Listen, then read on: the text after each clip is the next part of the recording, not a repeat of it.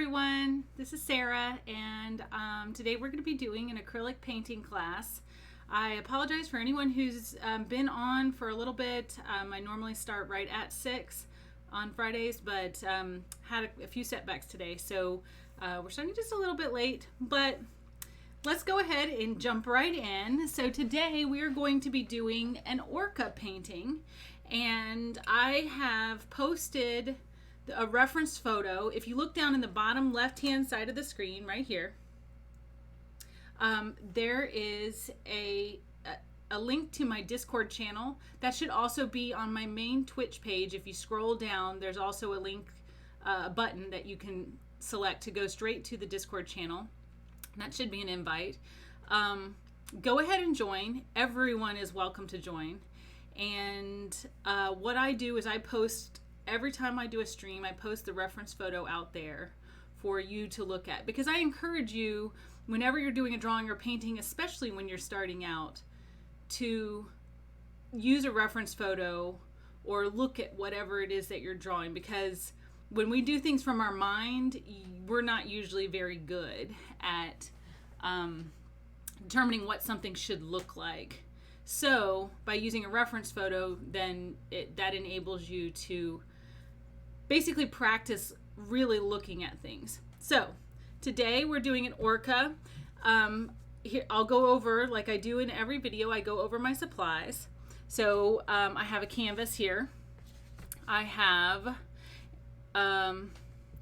and I just got some paper. I just got a brand new desk, guys. I'm very proud. So this I normally have a black desk. This is a brand new computer desk. Very exciting. And because of that, I got some paper to put down underneath. Now, I purchased brown paper. They sent me white paper. And the problem that normally it wouldn't matter, except for it's a white canvas on white paper, and you can see it a little bit, but it doesn't show up as well. And so I'm gonna have to figure out what to do about that. But in the meantime, got my canvas, I have my paints, I have a brown and a white, I have a blue, a yellow, and a red. So these are my three primary colors. Yellow, red, and blue. And I'm going to tell you the names of the paints that I specifically use, but you can actually use any red, yellow, or blue as long as it's in the medium family, like the medium value family. So this is a naphthol crimson. This is cadmium yellow medium. And this is phthalo blue. For white, I use titanium white, and that does matter. Zinc white does not mix as well. It has different properties. So titanium white is important.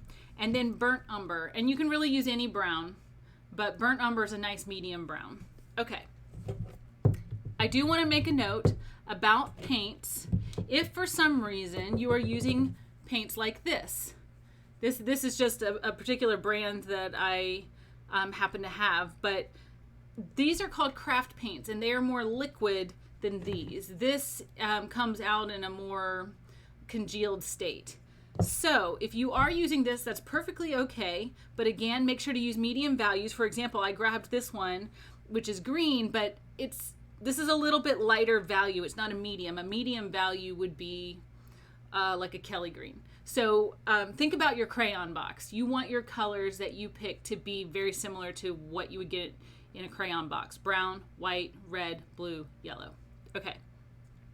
If you use this, it's going to be more liquid. So anytime we add water or we're watering something down, you don't have to do that. And whenever we're doing areas that are very small, you will use less paint. And I'll try to keep up with that as we paint. I'll try to remind you that if you're using this, to use less. Okay. You need paper towels of some kind.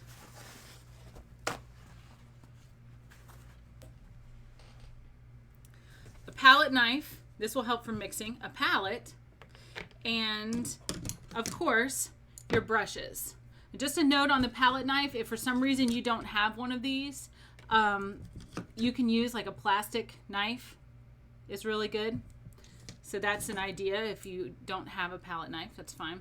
If you don't have a palette, you can use wax paper, or parchment paper is even better because it's a little thicker. You might have some of that in your kitchen. Let's see.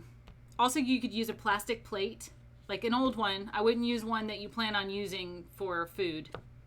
That's important because this stuff does stain. You can see that there's parts on here, and I try to clean my stuff pretty thoroughly, but sometimes you can't get it all off. So the two brushes that I have, I've got a round brush. Round are the ones that are pointy. And then I've got a flat brush. This one is the kind of flat brush it is called a filbert. So this is a size 6 round brush, but you can also use a 4 or an 8. This is a 3/4 inch wash brush, but you can also use a size 10 or 12 filbert. And filbert just means that it's flat with this like rounded edge. Okay.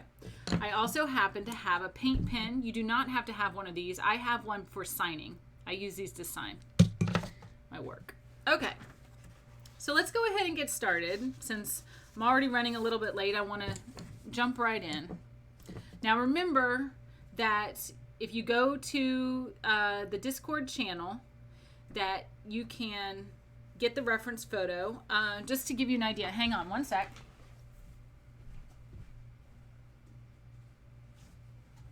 If you have not seen the painting yet, I've actually done this class before. So this is what we're going to be drawing.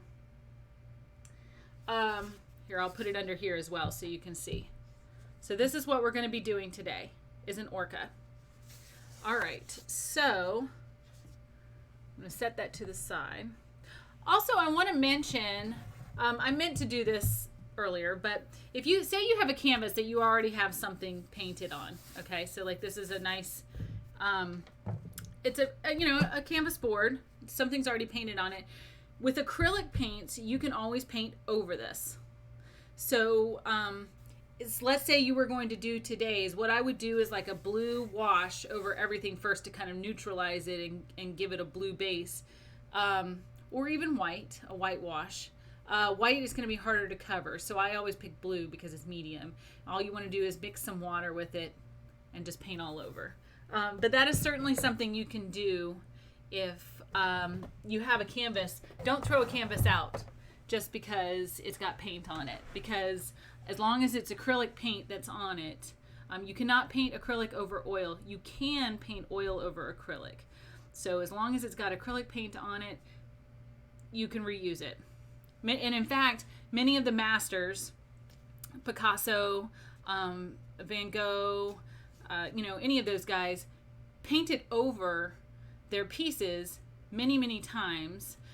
You can paint oil on top of oil. So that a lot of times art restoration experts, what they do, their job is to go through and try to see, using X-ray technology, try to see what other paintings might be beneath. So it's pretty interesting. Okay, so my setup is a little different since I have my new desk. So bear with me as I get used to my new surroundings. First things first. Oh, one thing that I almost completely forgot. I need to go run and get some water. So I'm going to actually have you guys, I'm just going to pause for just a minute, okay? And I will be right back while I go grab some water.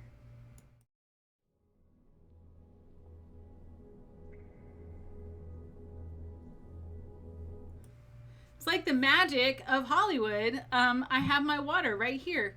Actually, what happened was I had asked my wonderful nephew, Nopester 101, I asked him if he could grab me some water, and I didn't think he had, but he did. So thanks, Nopester. I appreciate it. If you can hear me. All right, so first things first, we're gonna dip our large paintbrush in water. And how I do this is I just push the brush down. If you can see that, I push the brush down. You can see some bubbles rising to the surface, and that's because there's air inside the brush, and so I'm just getting the water nice and wet. I mean the brush, excuse me, nice and wet. Okay. So we're going to first use our blue.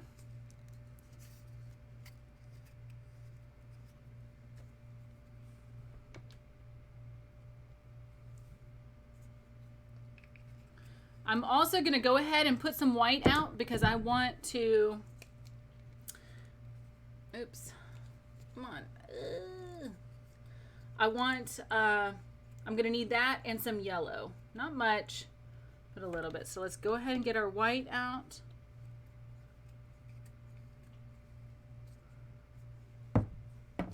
And yellow.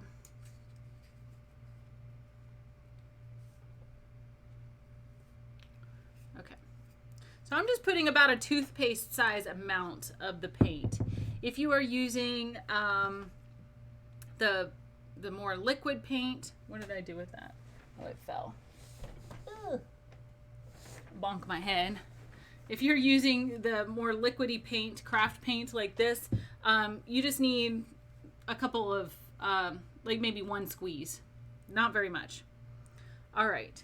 So first things first, we need to orient our painting is going to be a landscape. Okay, so let's go ahead and pick up some blue.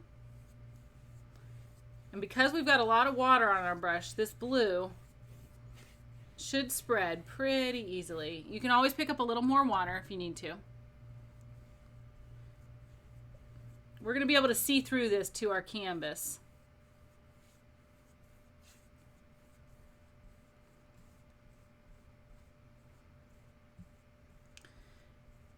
And we're going to paint just the top quarter of the canvas, so we don't need to go down very far.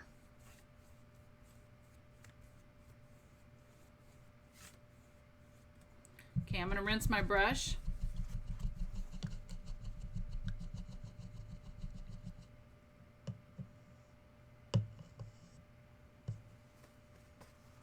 I'm going to pick up just a tiny bit of yellow on my brush, and I'm going to paint right over on top of that blue.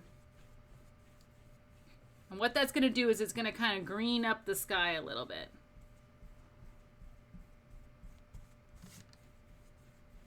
What we're doing is creating like a cyan, which is more of a teal color.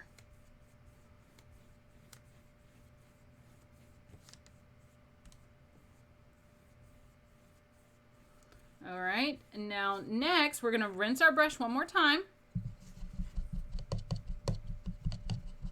I'm going to need to learn adjust the colors on my camera. To me, that does not look teal. I'm going to pick up a little bit of white. You can pick up more white than you did yellow and just come right over on top of that.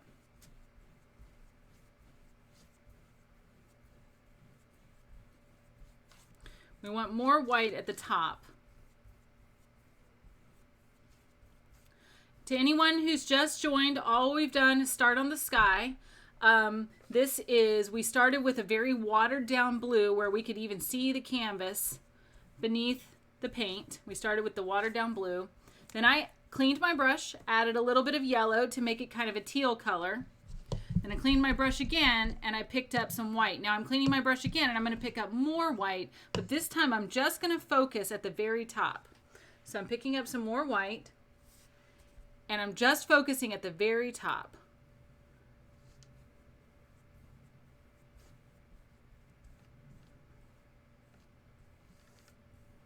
So we've just started, so you can still catch up.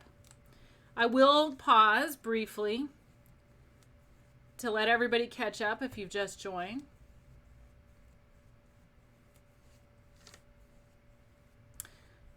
While we mix our next color. Now I just keep brushing back and forth. I'm just doing really long strokes. Like I'm not doing little short like that. Now you can do that, and that's going to give you a more impressionistic style. So famous impressionist painters, as my nephew can tell you because he just studied this in art, but famous impressionist painters include like Monet, Mary Cassatt, some very choppy style that is similar to impressionist that is slightly post-impressionist is Van Gogh. A lot of people have heard of him. All right, so let's go ahead and we're going to start mixing our next color. Okay. So what I would like to do,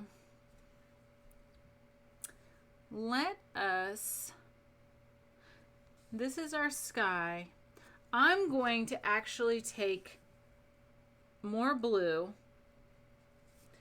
and just paint that right down on that line that separates where we were. So I'm going to take a little blue.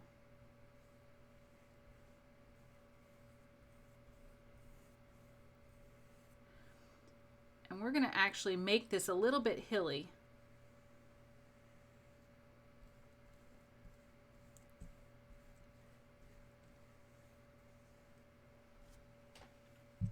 I get a little water on my brush because it's wanting to do what's called dry brushing.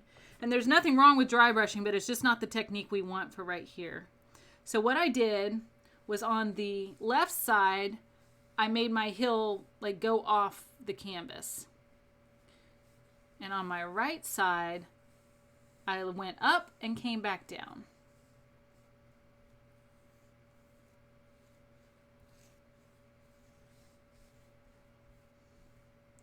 Okay, now what I'm going to do, similar to what I did before, I'm going to clean my brush and pick up a little bit of yellow.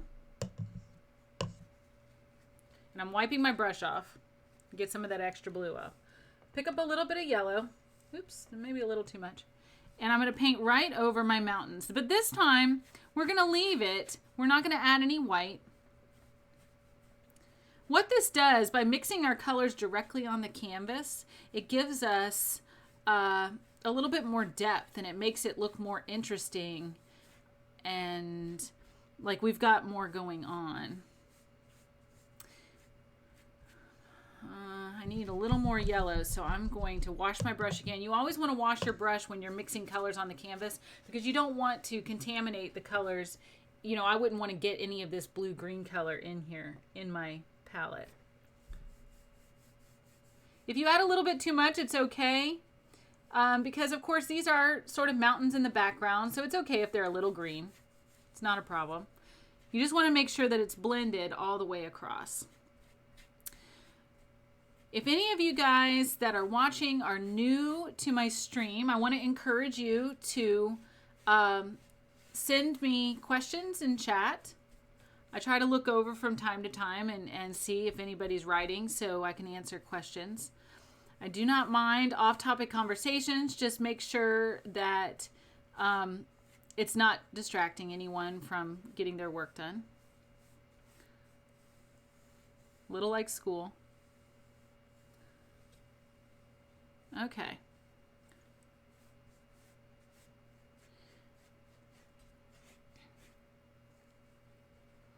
So I'm going to leave this kind of a green color. My hills are very gradual. I'm not doing anything too fancy. Now, if you are just joining, something else, if you go to my Discord channel, you can go ahead. I put today's reference photo up in Discord so that you can look and see what we're doing. All right. I think I want a little bit more blue in this. I think mine is just a little more green than I'd like. So I'm going to pick up blue.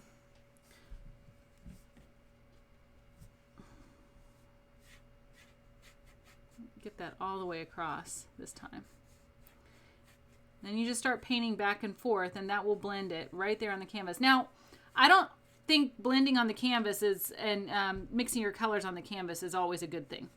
Sometimes you need to mix in your palette, but in this particular case, it gives us some depth in the background because most of our picture is going to be focused on the orca itself. So we're not going to be putting very much detail in the background. So it's important that any detail we do have, or any illusion of detail, meaning that we're making it look more dynamic by adding layers of colors, we need it to be done now because we won't be adding anything later. Okay. Now you'll notice that my painting is a little bit choppy at the bottom.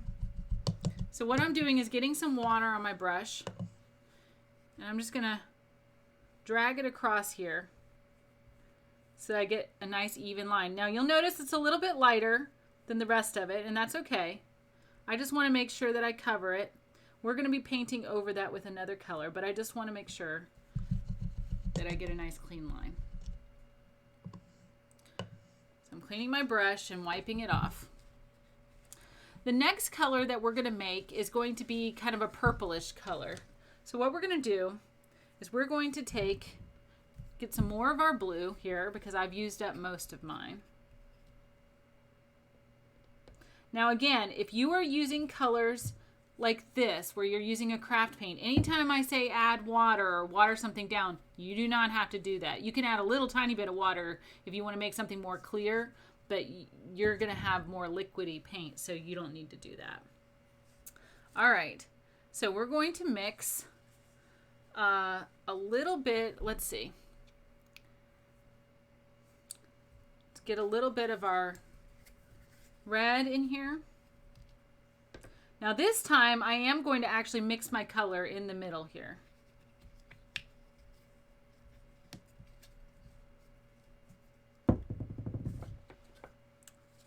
So I'm going to pick up some of my blue. And I always wipe my palette knife off in between getting the colors. Again, you don't want to contaminate your colors. So I'm going to get some of the red. Trying to get about an equal amount. It could be a little less. And go ahead and mix those. So we need a decent amount of this color because it's going to cover our entire bottom. Now the dark, we're going to make two versions of this color. So first we're going to do the dark, and that's going to go across the top. And it's going to look like land in the background. Then we're going to add a little white to it and bring it on down for our water.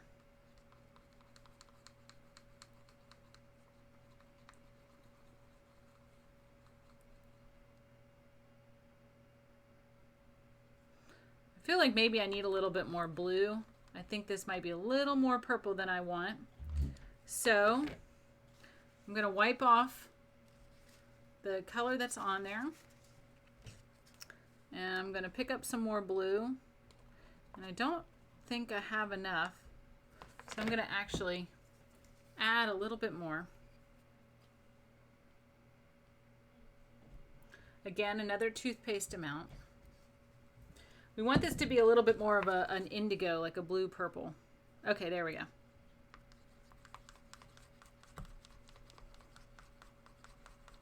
There we go.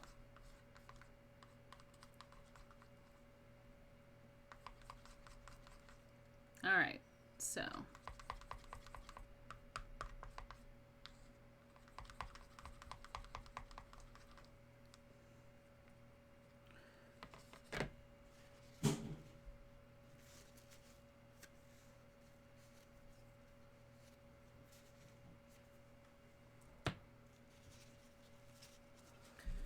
All right, so let's go ahead and get our big brush. We're going to wet it.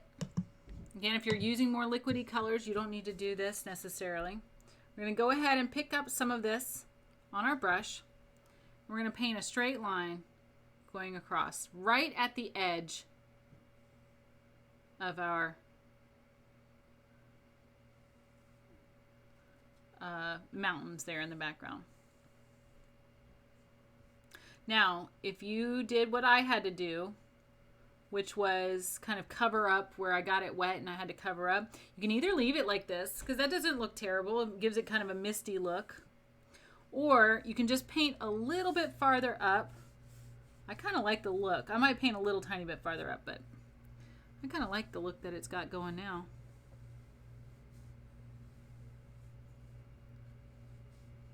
And if you just hold your brush steady, I'm resting my wrist on the table. And you hold your brush steady, you should be able to get a pretty straight line. Just dragging your brush across, trying not to, you're moving your hand, like you're moving your hand, you're not moving the brush. Like you're actually moving your whole hand.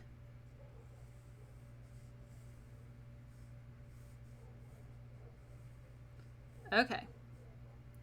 Now, let's go ahead and add our white. So, let's see. I'm going to leave this. I'm not going to wash the brush yet, okay? Because, so let's go ahead and add our white in here. And that should lighten that up almost immediately.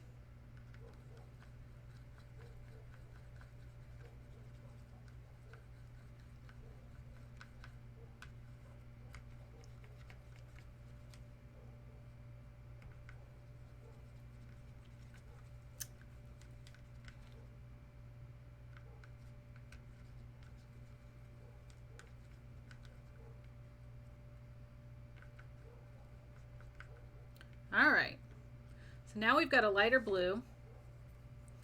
Let's get some of this off.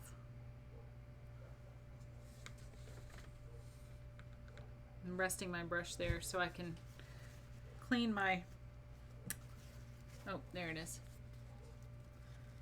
I have several napkins here, several paper towels. All right. So I'm gonna come in, I'm gonna dip my brush in the water, but I'm not cleaning it, I'm just dipping it in the water to get some blue on it. And then I'm going to come in and just start painting really big areas.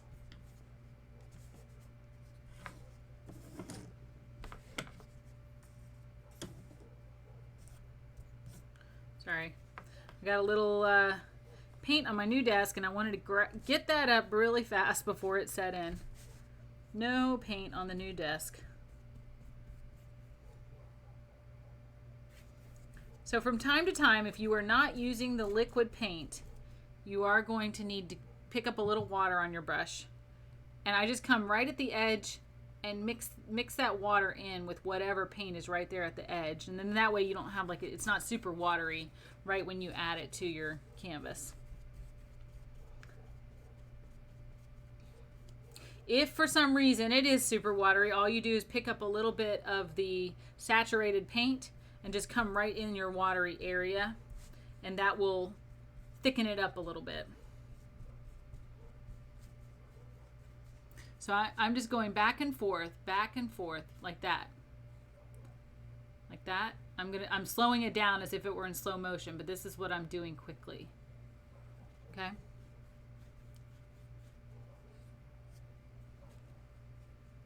Now, what you want to do when you get close to the edge of the dark color that we just did, you want to come right up to it, but let it stay its own solid line. We're not blending it.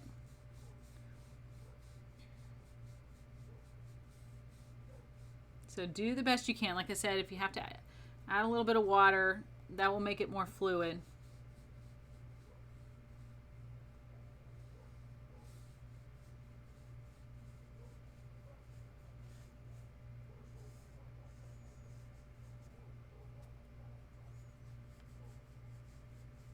Alright, so I'm just getting right as close as I can just to cover the white, but I want to keep everything separated in its own color field.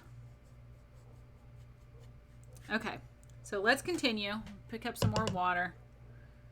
We'll continue painting down here at the bottom. Now, when we're done painting, we're going to pick up some white on our brush and paint directly into, we're going to mix directly into the canvas. So I'm trying to get this done and let it be a little wet. We want it to be liquidy.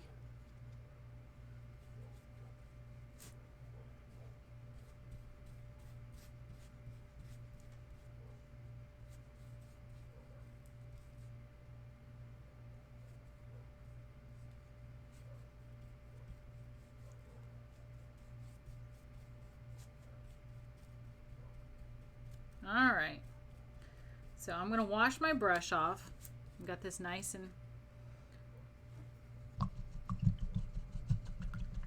covered. I'm washing my brush off.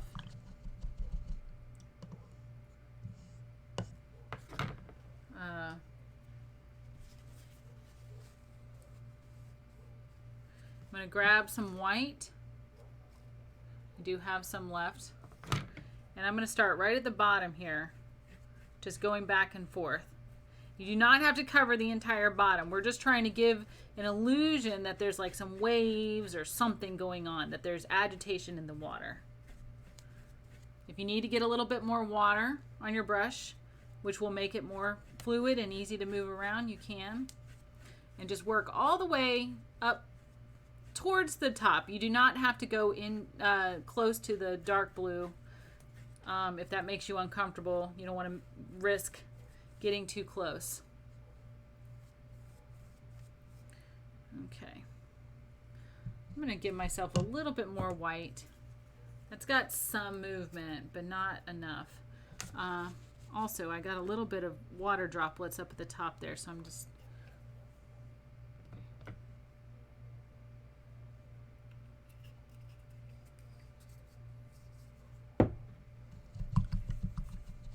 Okay. So I'm just wiping my brush off. Maybe do like some big lines like that to start off with, and then start blending. But you can keep some of those white lines so that they look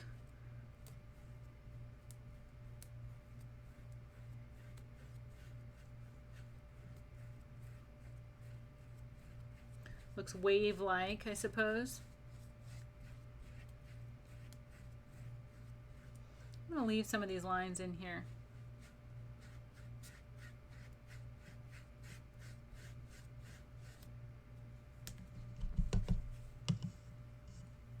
Now I have a little thing happening because I'm not coming completely off the sides of the page, where it's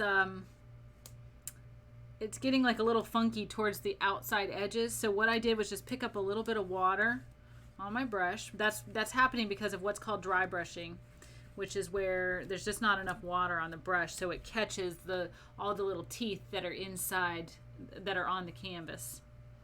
So I'm just... All right. Now we need to let this dry. So we're going to take a little break. This will also be a chance to let you catch up a little bit. Let's see.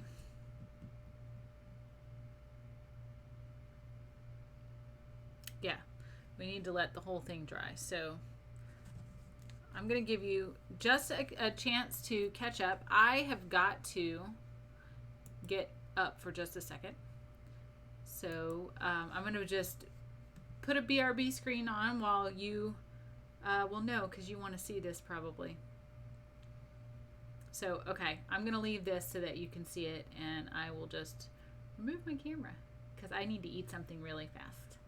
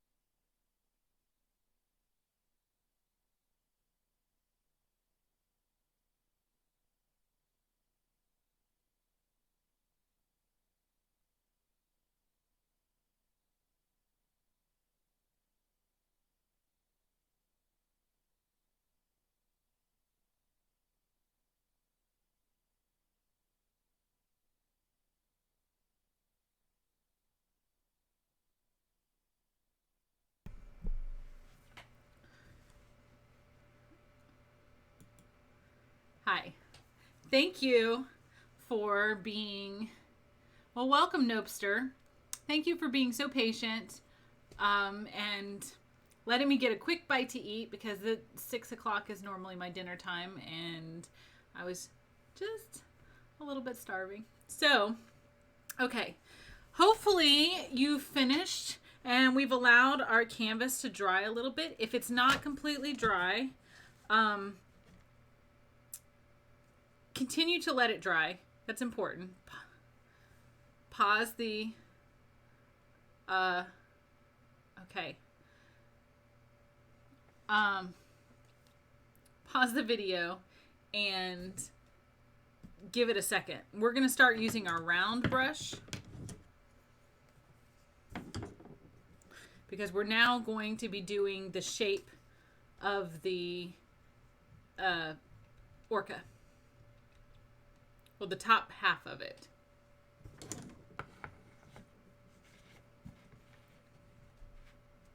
Okay, so go ahead, get your brush wet. And we're going to pick up just straight blue.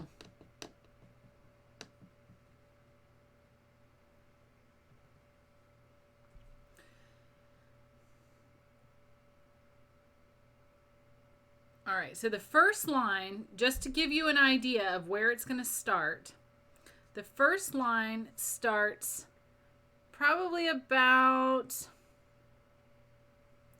see, 1, 2, maybe 3 inches in, like right about there. And it's going to curve all the way down to probably about an inch, yeah, like 1.5 inches from the right edge. Okay. So what we're going to do, it's going to curve up and down. Oh, and my lake was a little bit still wet.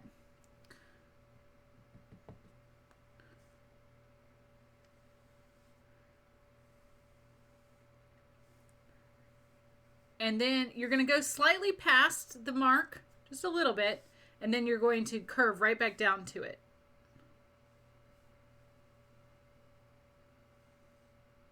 Like that.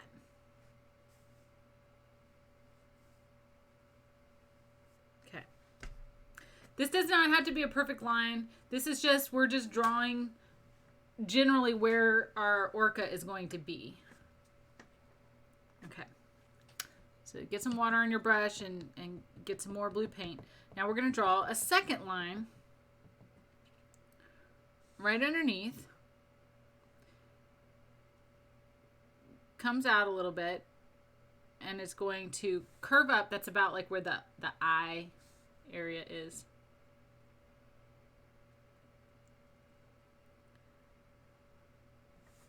And this one is going to end, it's going to follow approximately the same curve. It's going to be a little wider right about here, but it will be, it'll come to about, let's say another 1.5 inches. Okay. So it's going to curve out. And this one isn't going to go all the way.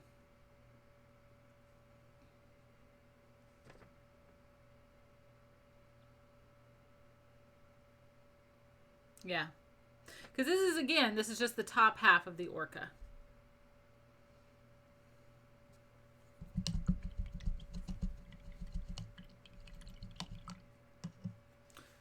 You know what? Actually, grab a little bit of blue just at the top. Curve under to show where that eye is going to be.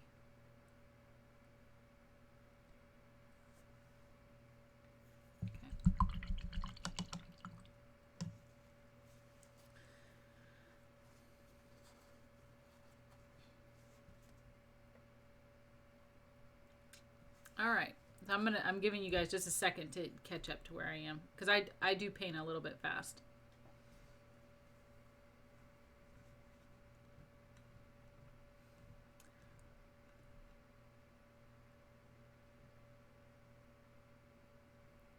Okay, now what we're going to do is we're going to actually mix a black. So let's see. So the way you make black is, I'm just going to make some right here because we're going to be using a decent amount of it. So you got mixed blue. I'm going to actually pick up some of my red that I already have down because I've got quite a bit of it left. Red. So what is blue and red? It makes a purple. Go ahead and mix that.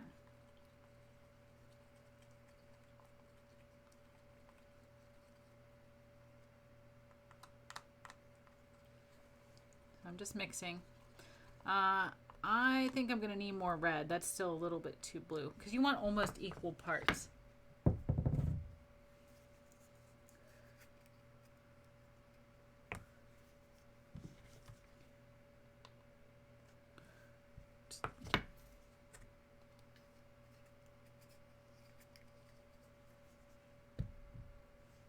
All right.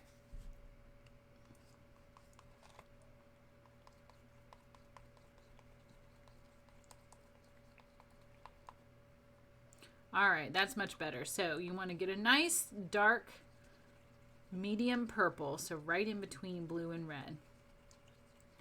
Then we're going to add brown. And the brown will blacken it up. Okay. So now this is how a lot of famous artists that you know would have mixed black. So I just put some brown in there, you can see. They would have mixed a purple and a brown. Basically, you make this particular brown has a little bit of yellow in it. So you're mixing red, blue, and yellow, essentially. That will give you a gray. And I'm just using a darker brown, so it makes it essentially, we don't have a black. We have a very, very dark brown. And that's mostly what you see in nature. Other than like charcoal, you don't see a whole lot of pure black in nature. Most everything is just a dark brown. All right, so I'm going to go ahead and wipe off my palette knife. You don't want it drying on your palette knife if at all possible. All right, now I do want to make kind of a gray.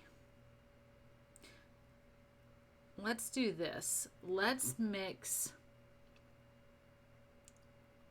I'm going to actually pick up some of my black and bring it to the middle. I probably need that much. I'm wiping it off. And then I'm going to pick up some white.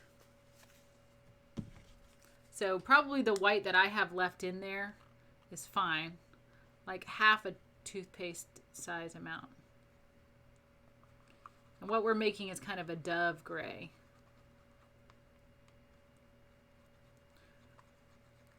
Now because I happen to be mixing mine on top of that blue. It's got blue in it.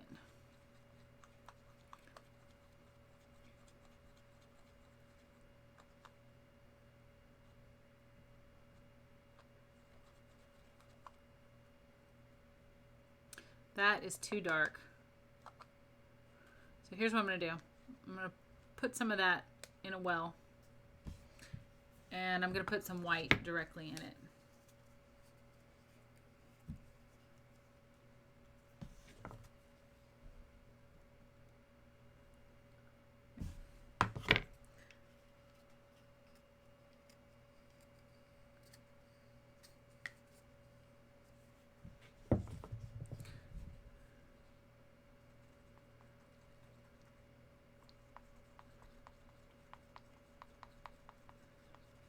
There we go. kind of a bluish gray. It's called Dove Gray. All right.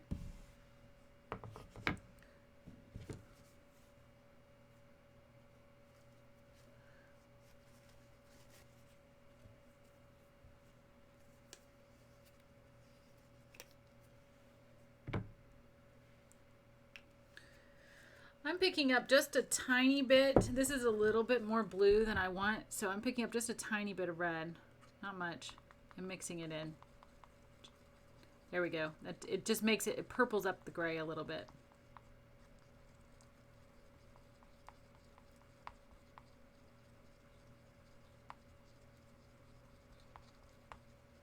And that's just because my gray had just a little bit too much blue in it because I sat it down right in the middle of that blue.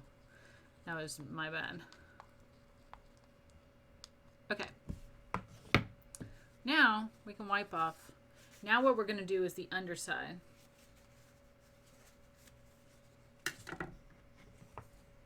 So wet your brush.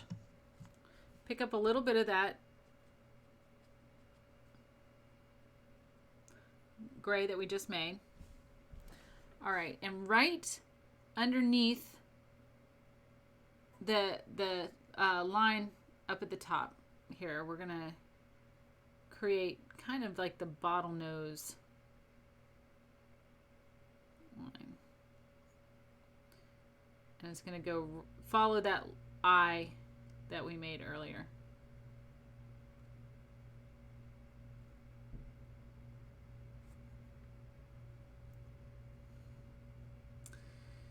And let's see. So what we're going to do, we want this to come to about here. So what I'm going to do is starting here, I'm going to start curving up, but I'm not going to follow the entire curve. I'm going to actually, there we go. So we're going to leave some area here that doesn't have anything in it for now. It will. That's going to be pure white in there.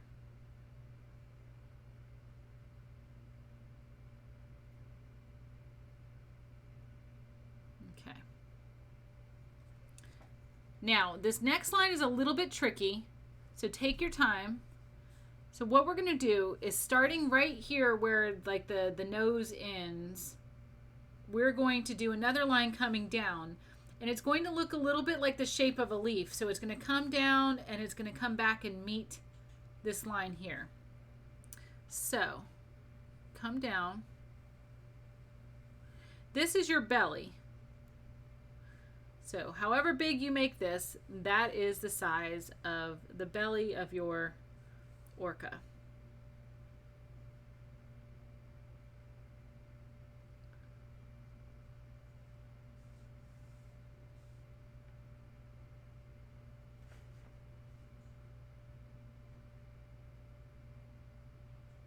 Okay, I need to get a little more water on my brush because it keeps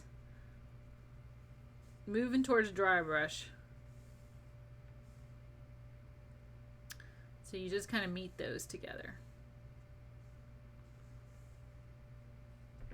All right, now we're going to shade the top part of this in, just like up towards the top. We're not going to do the entire thing. We're going to just shade the top part for now.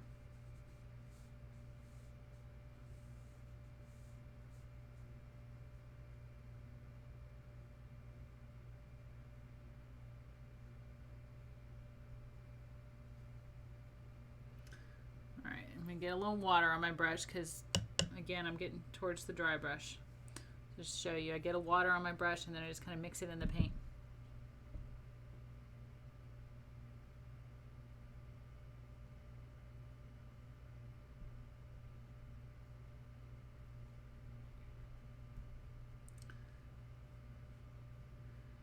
So I'm coming down a little bit on the sides, more so than the middle. And this is going to give it a rounded look.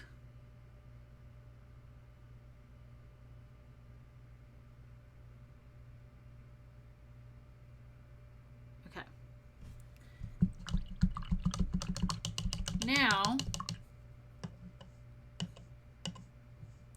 washing my brush off completely, and I just realized I have no white on my, I used all of it. So we're going to put a little bit more white down.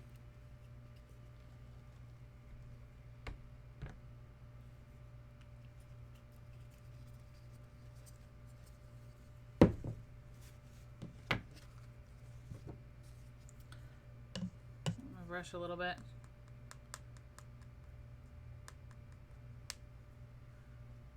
Now in this area we're going to be doing pure white. You can let it mix with the gray a little bit, that's okay.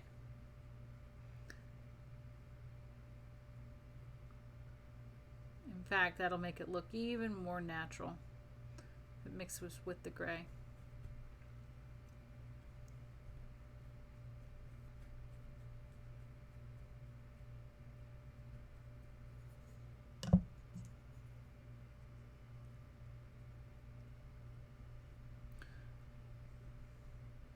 Just remember to get, if you're not using liquids, craft paint, then you need to get water on your brush from time to time.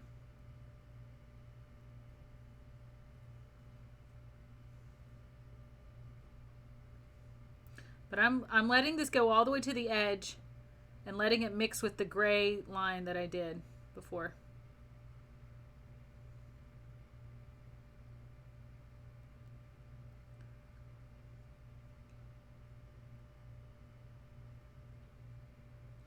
All right, now we're getting towards where the gray is. Well, hey, Laura DuPont Health, welcome. Thank you for joining us today. So you may be a little late to start with the painting, so hopefully you'll go back and rewatch. But I appreciate you joining. Hopefully you have some great questions that you can add to the stream. So what I'm doing now, I'm going to put my palette down because we don't need any more paint for this particular part. What I'm going to do is dry. You guys have seen me do this possibly before in the in other acrylic classes, but get your brush, dry it off completely, and then you're going to come right at the edges and just do what I call squiggles, because your gray from the top should still be wet. So I dry it off again, and I'm going to do more squiggles right at the edge. And what this does is it gradually blends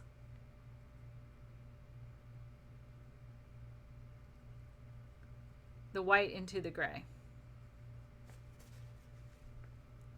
Sometimes I just, if it gets too much of one of the colors on my brush, I just wipe it off.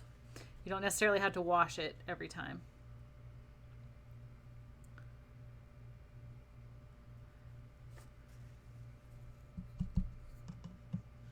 Oh, Teacher Margot, thank you so much for joining us. Yes, please finish watching the rest of it. And I appreciate you joining us at the beginning. So thank you very much. And I can't wait to see what your finished piece looks like.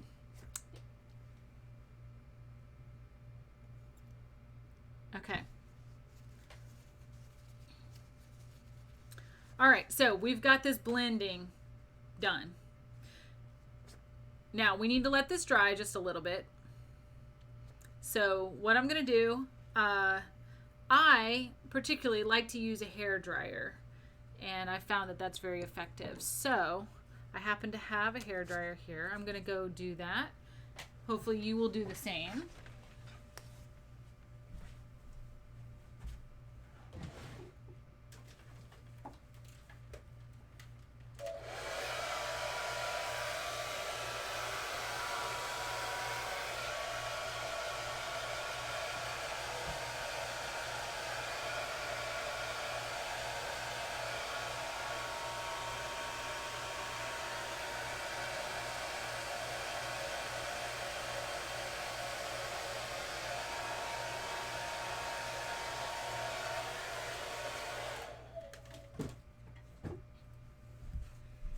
It shouldn't take very long for us to dry because we only had a small section.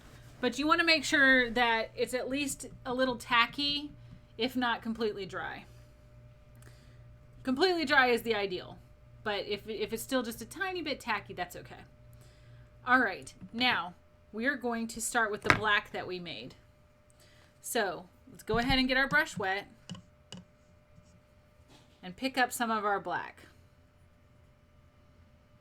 So first things first, we're going to trace the line that we made earlier.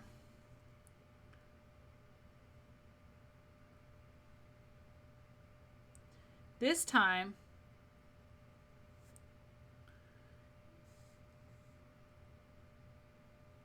it's not as important if you keep your line completely straight,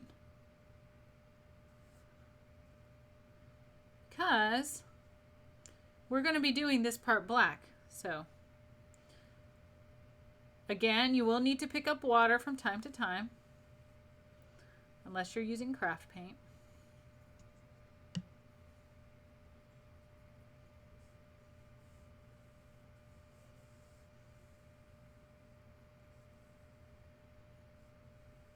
But you notice I'm letting my line be much thicker through this area.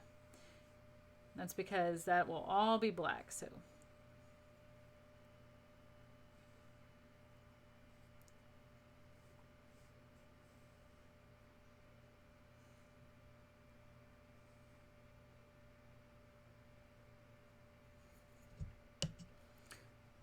all right.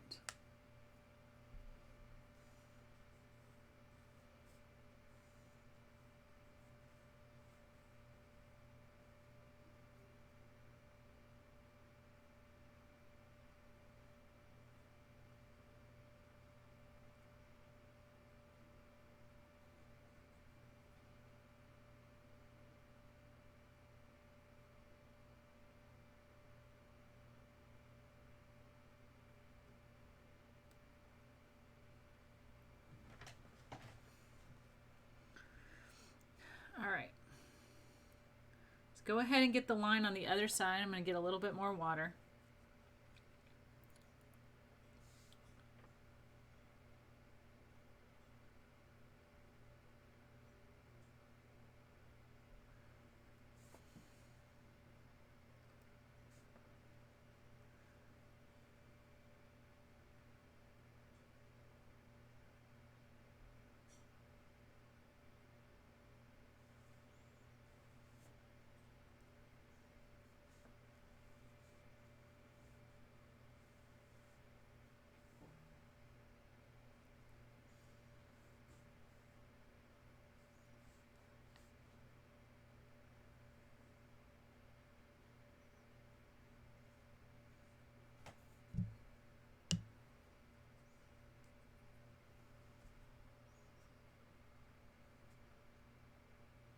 This is giving us a good opportunity too to clean up some of our lines. Like for example, my white didn't make it just quite all the way. I still have a couple of areas that could use a little bit more white.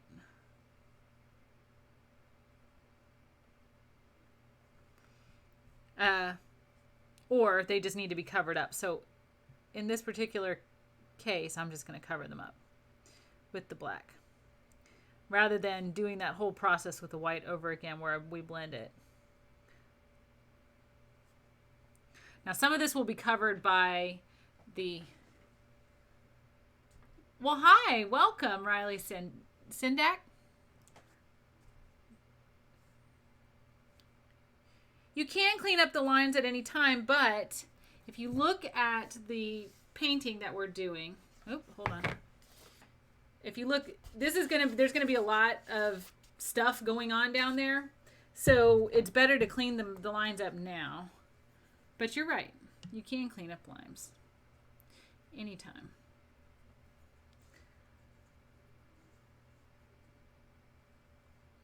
Now, if you're joining, if you're just joining, the reference photo, if you go to my Discord server here at the bottom, I have posted today's reference photo. All right, now we're going to go ahead and just paint the entire inside of this black.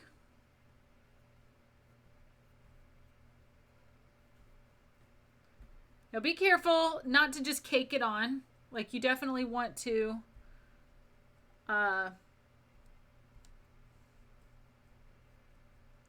smooth it out and not have too many like big like areas where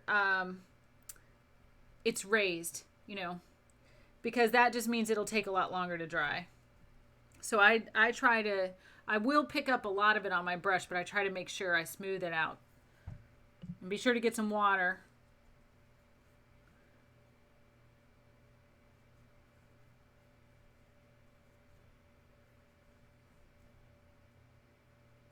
All right. So just filling this in.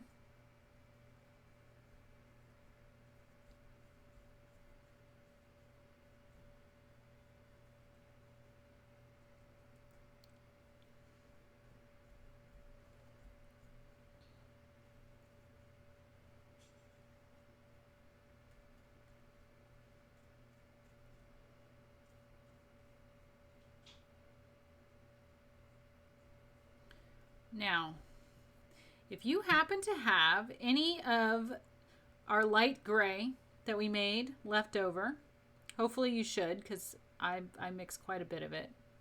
So I'm hoping if you were watching me that you did the same. What we're going to do is we're going to do a streak of that. And I just did something funky. All right, so if you see what I just did, okay, I do not want that there, and I don't want to have to make up for it. So I get my brush. I'm going to get a little bit of water on it. I'm showing you how to erase. You've got to do it before it dries. But you basically paint your line, get it wet again, clean it, paint again. There we go. That happens. If you can catch it really fast, then you can get it clean. All right. I was trying to clean up this edge here, and I just went a little bit too far.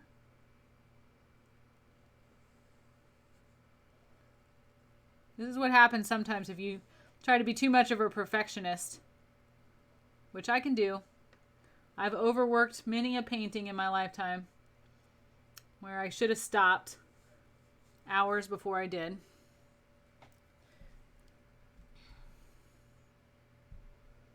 All right, so I'm making sure that I've got some wetness down in the inside the black area because we're going to be adding some of that gray. So I'm rinse my brush off and get it maybe a little wet and pick up some of this gray that we made earlier, this blue gray. And we're going to have a streak that just goes starting right above this kind of eye area. It's going to continue down probably about halfway. So right there.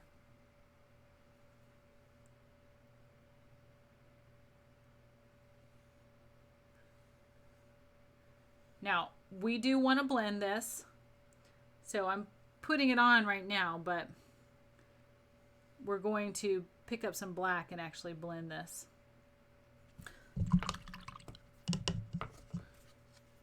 So I got a little bit of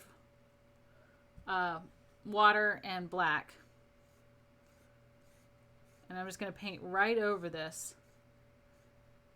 And that will start blending it with the black background.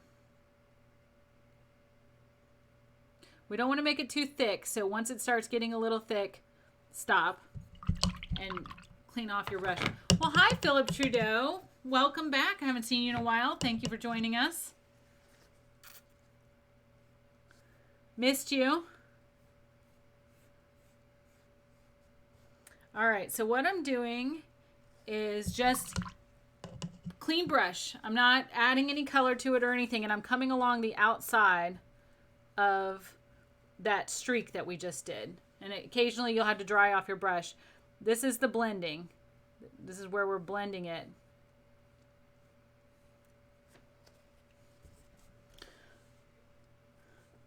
You guys, I'm up to 5 viewers. This is the most viewers I've had in a really long time.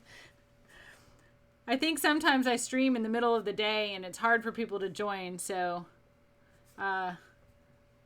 you know, But this is nice. So thank you. I really appreciate all of you guys joining. It really means a lot to me. All right. So this is pretty blended. I'm pretty happy with the way it's blended. So what I'm going to do is see how it's a little choppy down here? So I'm getting some water on my brush and I'm just going to squiggle the end of that. Clean off my brush. Now the water is going to be covering some of this up, so we don't have to, it doesn't have to be too terribly clean, but I just want it to be a little more blended than it was. And that's better. I like it like that. All right. So next what we're going to do is we're going to bring in, our white should be pretty dry now. We're going to come in and we're going to put our fins in. So get some water on your brush, pick up a little bit of black.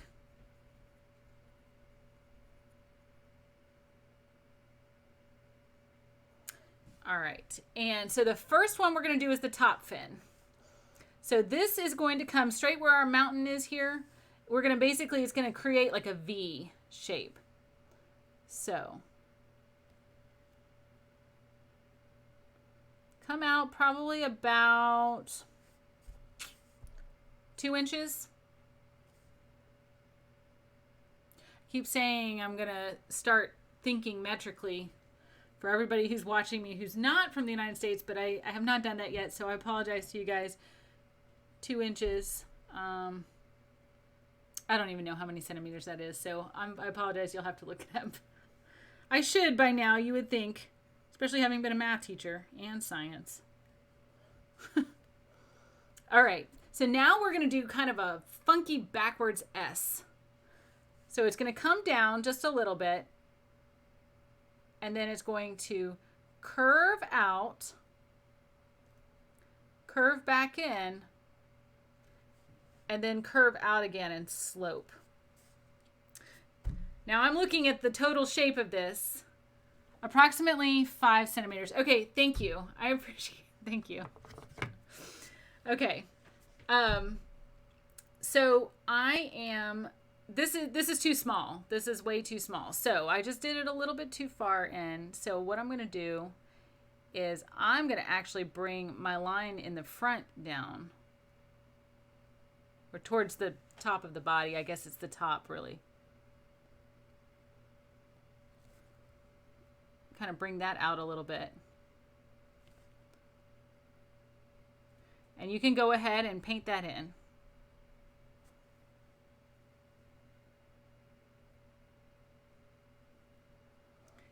This is why I need you on the stream, Philip, because you're so helpful every time.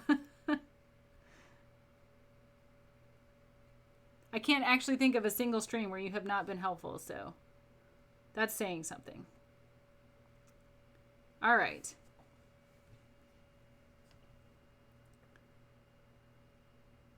So all I'm doing is cleaning this up a little bit. This doesn't have to be, we're looking at this particular fin from the side, so it doesn't have to be super thick, but I wanted it to be a little bit thicker than it was.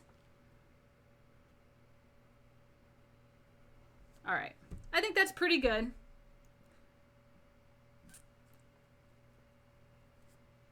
All right, now we're going to do, we're going to paint under the belly. Oh, dude, I appreciate you saying that, but trust me, I completely understand. Busy is kind of my middle name these days, so I get it. Okay, so we are going to paint right here at the edge of the white, but we're not going to go up very far. We're going to go up.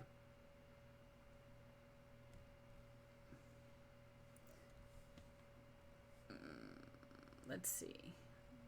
Yeah, like that. I never know exactly how far I want to do things until I do it. So I'm making the line thicker as it gets towards the base of the Orca here.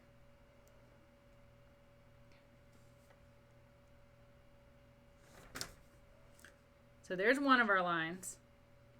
And you can, if you can take your pressure very lightly, you can make this,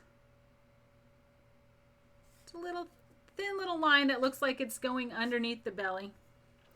I'm going to pick up a little bit more paint. I'm going to skip a space. So I'm not going to start right there. I'm going to start like a little bit higher. And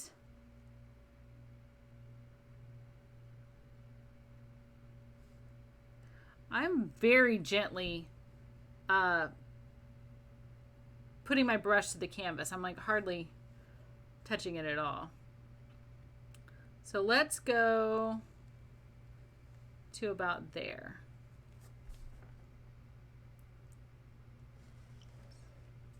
And then it's going to bulk out just a little bit right here, like towards sort of the bottom.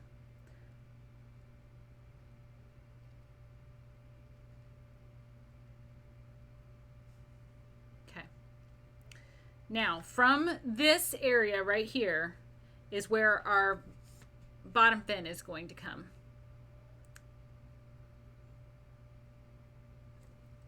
All right. And I don't know which fins are which on this.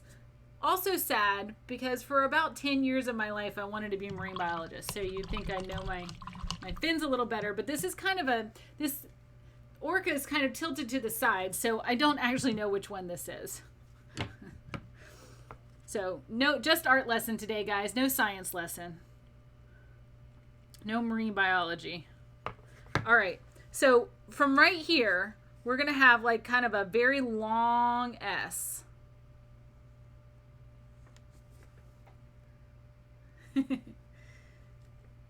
right, I'm going to clean up that line just a little bit. All right, now we're going to have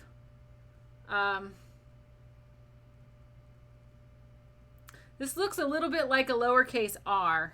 So we're going to start probably, let's see, right about here.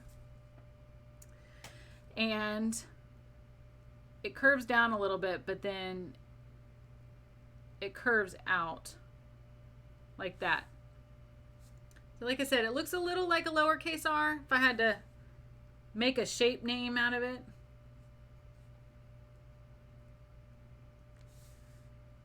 But it's going to end up making this look like a paddle.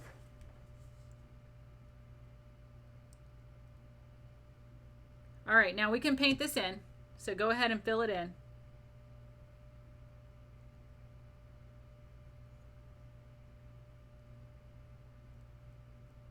And I try to take my time when I'm filling in. Sometimes I get fast, as is I want to speed up. But it's really important not to rush, because rushing can make you mess up, basically. So take your time. You can always pause the video, not on live stream, obviously you can't, but if you're watching it again later, you can pause it. Might be one of the only ways you can make me stop talking. Pause the video. All right, so the last fin that we need to do is the one that's going to come down and curve up here. So let's get some more black. I keep wiping off my brush, which I really don't need to, because we're just continuing to do black, but it's sort of a force of habit. But you do not have to keep cleaning your brush right at this moment, because it's all the same color. Okay, this one is a little tricky. It's going to come down just a little bit to the right of the eye. So right about there. And then it's going to curve around like a backward C pretty drastically. So what I'm going to do, instead of going ahead and drawing my line, I'm going to figure out where I want my end point to be. I'm going to say right in the middle of my dark blue area.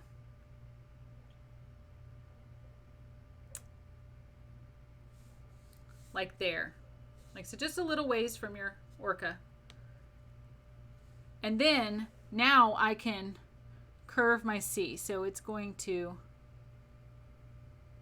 curve around like that.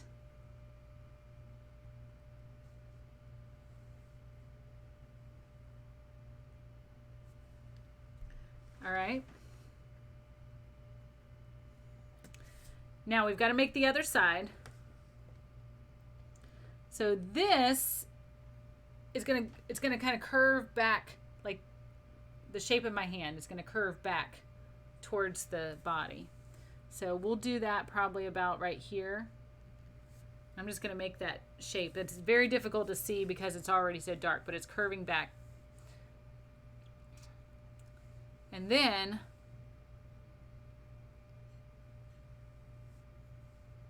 this is going to follow a very similar shape.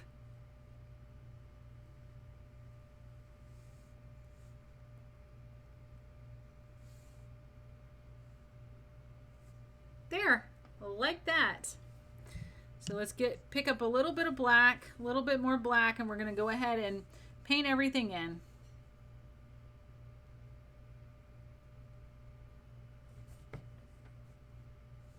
Get water if you need it to make everything smooth.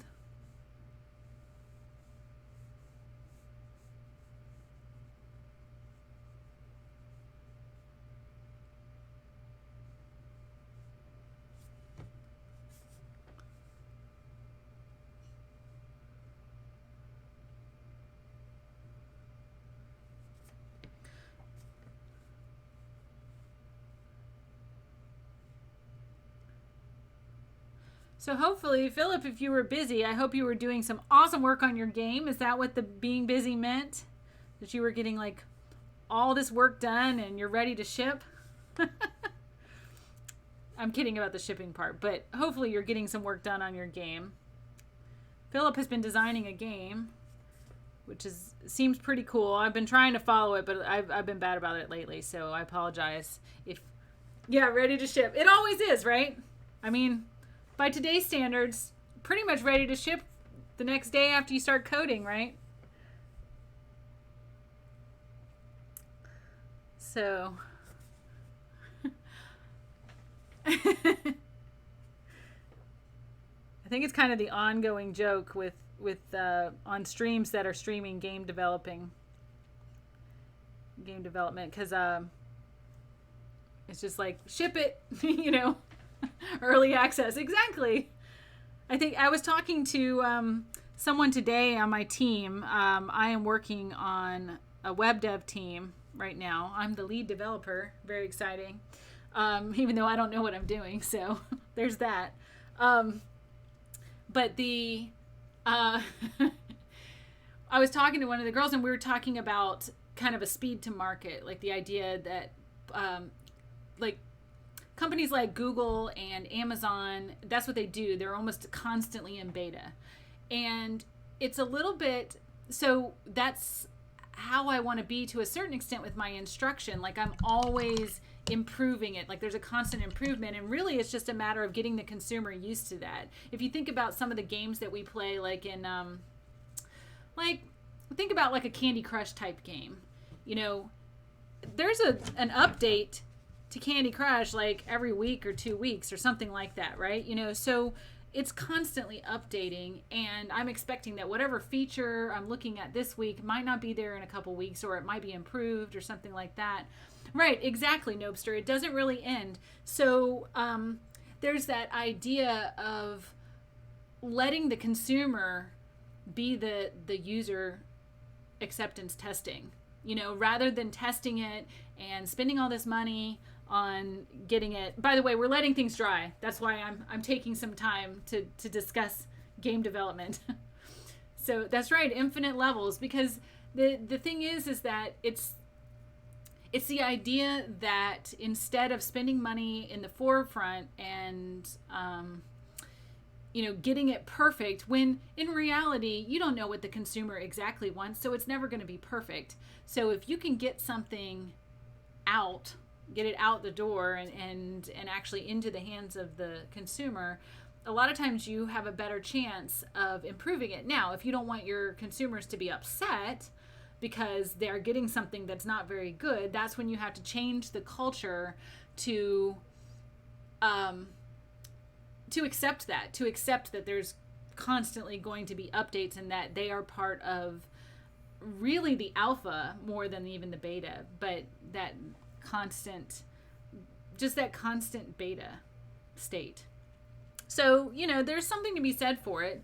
I mean, clearly those companies are doing very well, so they must be doing something right. You know, that's the way I look at it. But I don't know. I haven't decided whether I like that or not, but from an instruction perspective, it is good to constantly being evolving my instruction. So I do, it's called I'm trying to think of the term of it now. Rapid. Oh boy. Anyway, the idea, there's two shapes. One is called a waterfall and the other is called a spiral. And the spiral shape is what I'm talking about. A waterfall is where you basically start with development and then you trickle down to where the user's at the very, very end, maybe an evaluation. Rapid application development. No, but that's close. What? I do not know why I can't. No. So now while we're waiting for this to dry, now I have to Google it because it's going to bother me that I should really know this. So hang on. So for me, it's called, it's instructional design. Oops. Spelling helps. Rapid prototyping. I don't know why I couldn't think of that. Rapid prototyping. That is what that's called. Agile. Actually, agile is the business term for that. Like, you know, you want to be agile in the industry. So yeah, that's absolutely the correct term. But rapid prototyping is what we call it in instructional design. Like that idea of like constantly user testing, constantly getting it out there and seeing how it works. So anyway. Okay, I feel like I should be pretty good and dry for the most part. So let's go ahead and we're going to work in some of our kind of cool designs. Now this is where you can get really interesting because your design doesn't have to be like mine because every Orca is different. If you look at this painting I did before, I have, you know, this shape here and I've got this shape down here, you know. So I'm going to show you the shapes that I'm going to make. And Nopester, thank you. So as you can imagine, Nopester is related to me. So he knows what paintings I have on my wall. I do have this on my wall. Thank you. I just took it down so I can show you guys. All right. So let's go ahead. And I'm just going to start... Yes, he is in the very, very same house. He happens to be visiting me this weekend. Thank you. I'm making him watch. This is what I do to family. If you're going to come visit me, you have to watch my stream. But Nopester also streams gaming. So if you're interested in like Terraria, I think he does some Minecraft, then you can watch. And in fact, he does some really interesting Terraria mods. So I'm going to go ahead and promote his cool Terraria mods. And he plays Terraria under my Steam account, which is great because it gets me all the achievements and I don't even have to play. So that's, thanks. All right, so the first thing I'm going to do is I'm going to make this kind of loop down. And I just did a big U. It doesn't matter. You can go ahead and fill it in. It can be any shape. This is where you can get creative. Yeah, guys, the secret to success in if you're trying to go up in Steam levels is share your Steam account with your nephew, your 10-year-old nephew, and then you really go up in levels. Yep. Oh, Portal. I forgot. He has played Portal and Portal 2. So, yeah, if you're interested in watching some fun gaming stream, I'd say check out Nopester 101. Okay, so there's my first shape. I'm going to do kind of a squiggly line there. And I'll make this like kind of lumpy at the end here. And maybe a little thicker towards the bottom.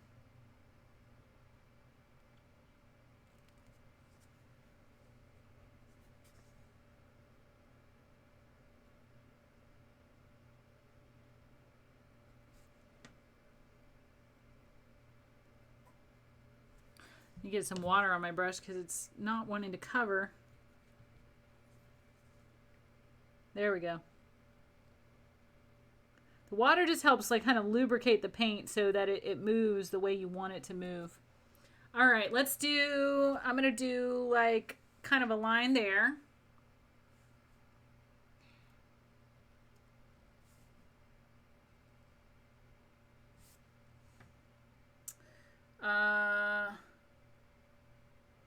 Let's see, I'm going to do a mark here.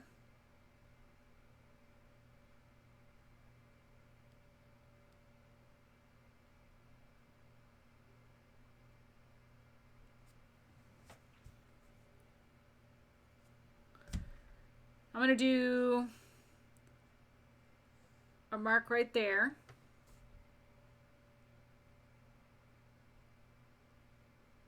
And I think that's it. I think I'm good with my marks. Now, your marks don't have to be in the same place as mine. They can be further up on the belly, or it doesn't really matter. All orcas look different. So I'm cleaning off my brush. And now I'm going to add some white. So go ahead and make sure you've got enough white. Just a half of about a tube of toothpaste. A squirt of toothpaste. About half of that is enough white. All right, so first things first, I'm going to fill in this eye area here.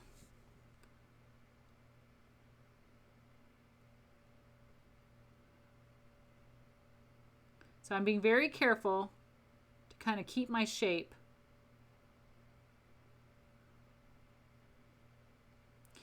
You guys, I realize what I'm forgot is my my yoga stretches in the middle. Sorry, hopefully you're doing deep breathing because I forgot them. Today was a little bit of an off day because I was running late. It happens.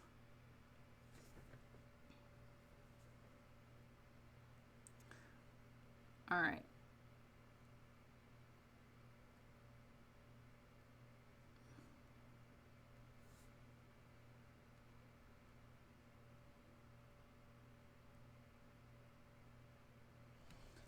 So there's that first part. Now I'm going to actually do a line that, and I really want to have a little bit of, my water is very blue, but I need it to be watered down a little bit so that I can be fluid.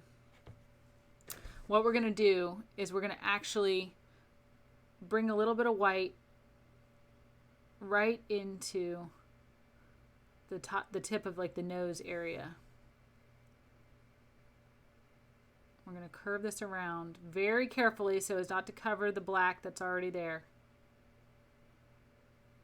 This is why it's important that it stays liquidy.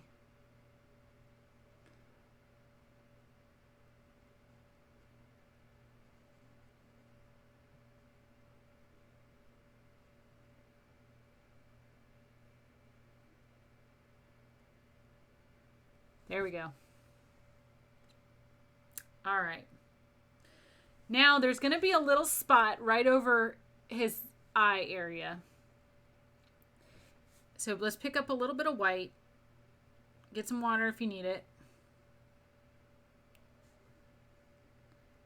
And we're going to start with kind of a squiggly line.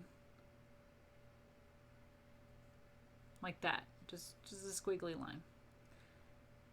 We're going to bring it up just a little bit in the front.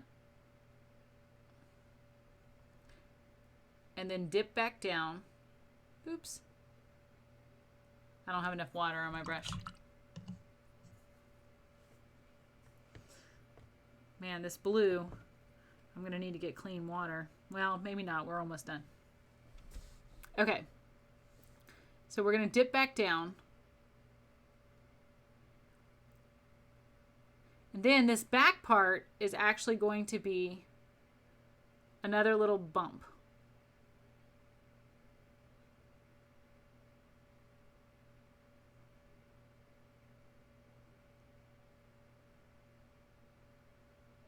Hopefully I explained that well. Okay. So it's just kind of like a squiggly area.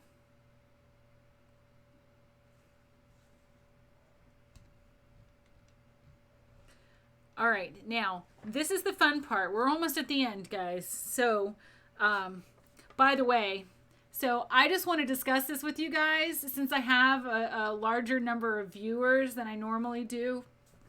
I'm trying to get away from saying guys. And of course, I've only said it about 50 times just in the last hour. So I'm trying to get away from saying that because some people do find it offensive. And I feel like it's a little bit trivial, but at the same time, I want to respect other people. And I'm not so antiquated to be stuck in my ways and say, I have to say guys. So I'm trying to come up with new words. I like, for you all, see, caught myself. For you all, I could call you artists. I could say, hey artist, hey fellow artist, you know, something like that. I looked up on a site and I found one I could call everyone humans, like, hey human, which I kind of like that idea. Let's see, pals, friends.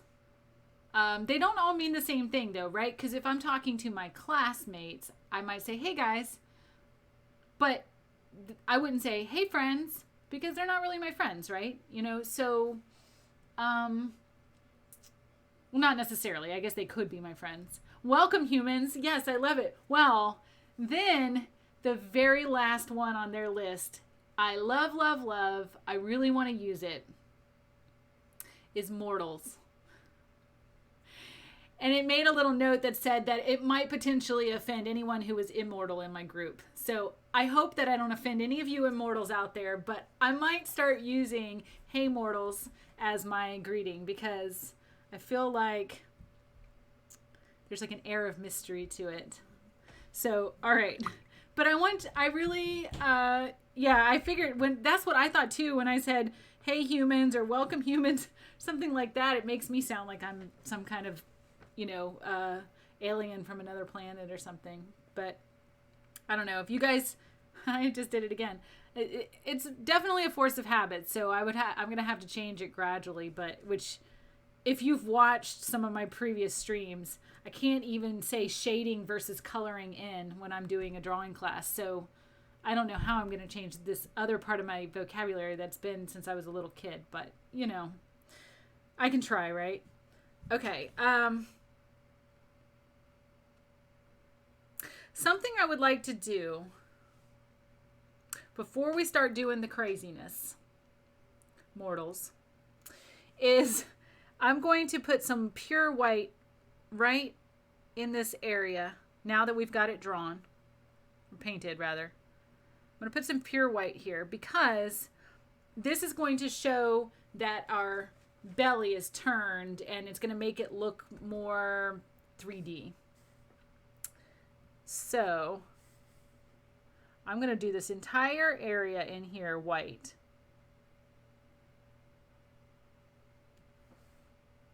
Now, depending on where you put your lines, you may not make this entire area white, but what I'm going to do is I'm just bringing it down to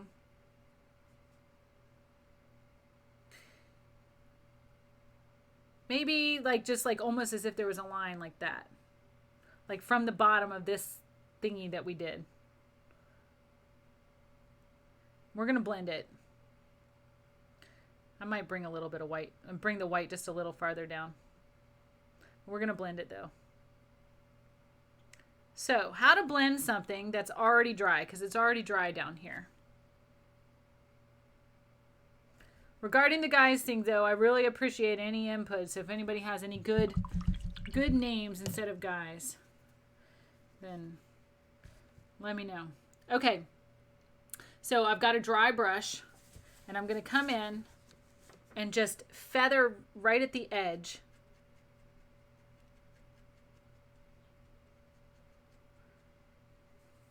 Now, I feel like there needs to be a little bit of white here because it's continuing.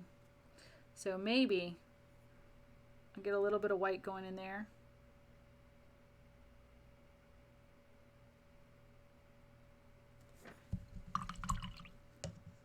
Okay. And so I'm feathering right at the edge. If you have to, keep wiping.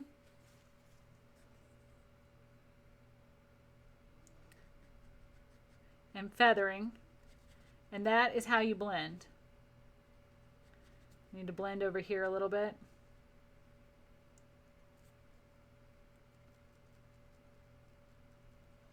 I wouldn't worry too much about this bottom part because that is going to be swirls of white. Okay, for now, we're going to put our round brush down. And we are almost done. We're going to take our big brush, get it wet, get lots of good water on it, and pick up some of our white paint. And wipe off a good amount of it. You don't want it to be chunky on there. So wipe off. All right. Now what we're going to do is we're going to start making swirl circles.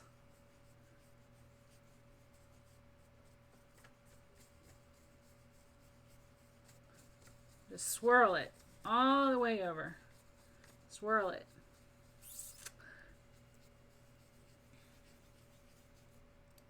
And come up a little bit.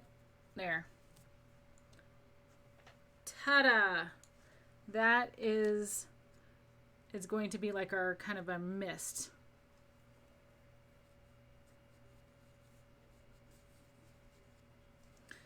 And I'm just making mine a little bit of a triangular shape in the bottom corner. All right.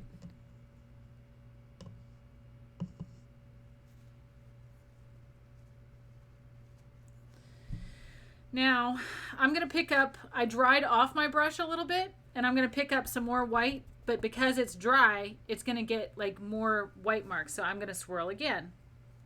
Look at that. Ta-da! This time I'm not doing nearly as many.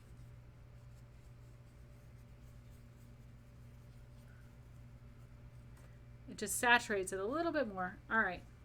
And that's done. Okay. Final bit. This is literally the last thing we're doing before we sign it. We are going to take our white, and I need a little bit more white because I used a lot in my swirling. So I'm going to put some more white down.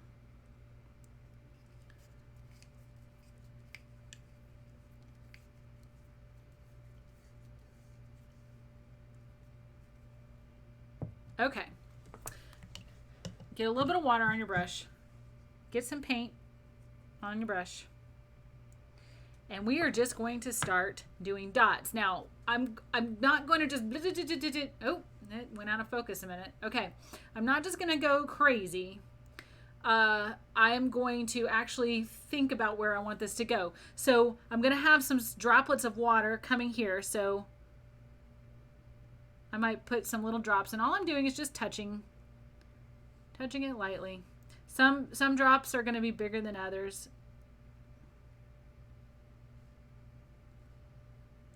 And it's going to follow the line of this fin because this fin is pulling it out of the water. So it's pulling the droplets with it, right? I mean, the droplets are like coming off of the fin.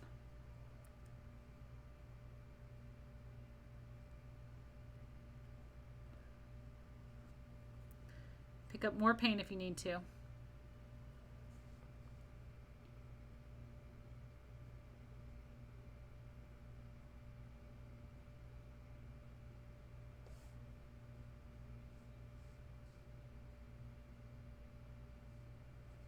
And some of the droplets are going to be falling down because that is what water does because of gravity.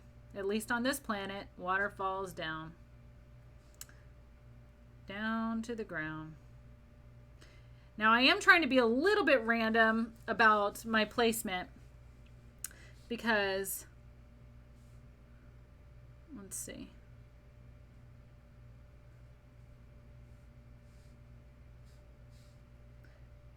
And some of them you want kind of close together.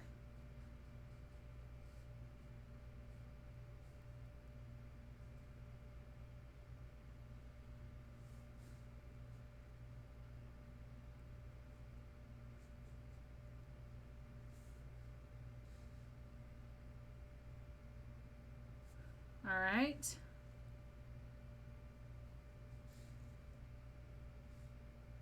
Now we have some dots coming down here.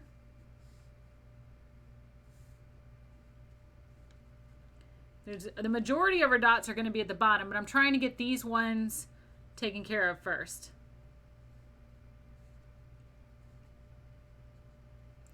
And I'm trying not to press too hard, because then you start getting these like splotchy dots. I want some that are finer, that you can actually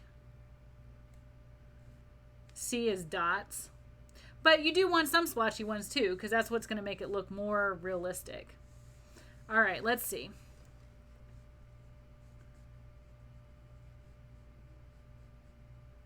Make sure we're bringing in our dots like around this fin.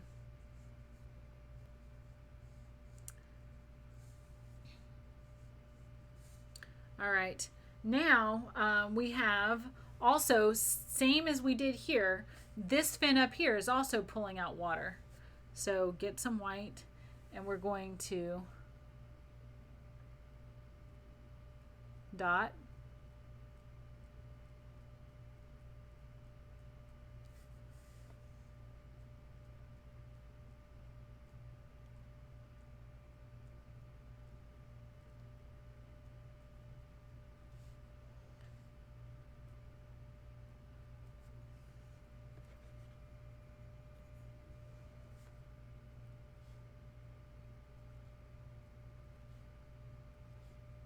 Okay.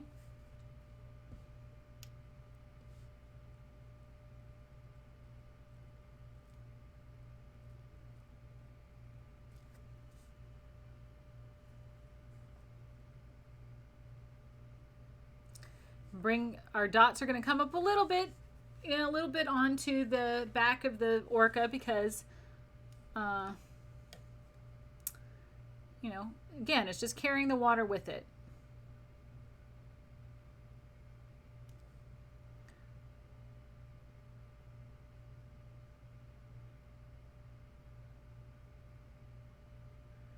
It's kind of going up towards the spray is going up towards each other. So you've got some dots there. It's hard because, there's a part of you that probably is like, oh, I'm so proud of this painting. I don't want to paint big splotches right on it, but it'll end up looking more realistic in the end. Oh, my fairy lights just turned on behind me.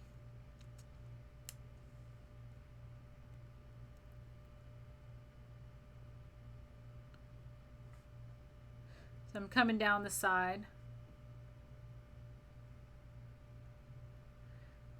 And even on the white parts, you still want to put some splashes, because you're going to have, the points will still show up a little bit, even in the areas that we did white. All right, so feeling pretty good about like my areas of splash. So now I'm going to just start kind of filling in. So here,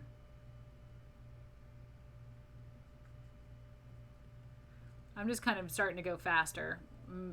Paying a little less attention to where I'm going, because at this point the splash is everywhere.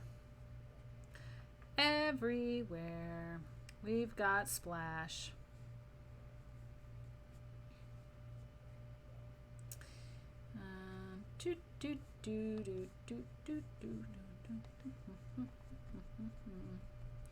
Sometimes when I'm doing things like stippling, that's what this is called, by the way.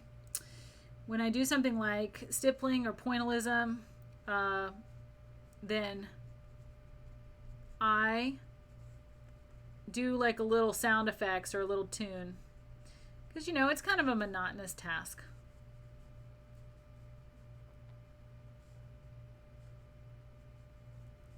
So we're doing this, and it's okay if these are kind of chunky, because we're going to be coming in and doing more like finer dots here, just a little bit.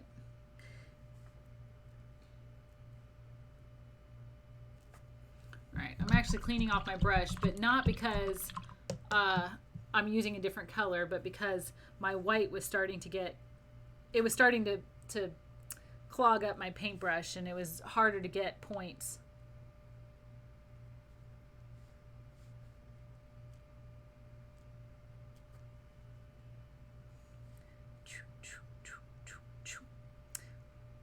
Little sound effects. I do that a lot. I feel like life should have sound effects. Life does have sound effects, right?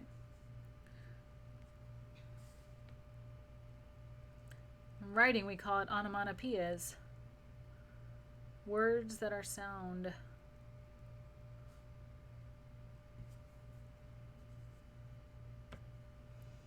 I was so proud of myself when I learned the word onomatopoeia. It was like one of the biggest words I ever learned how to spell.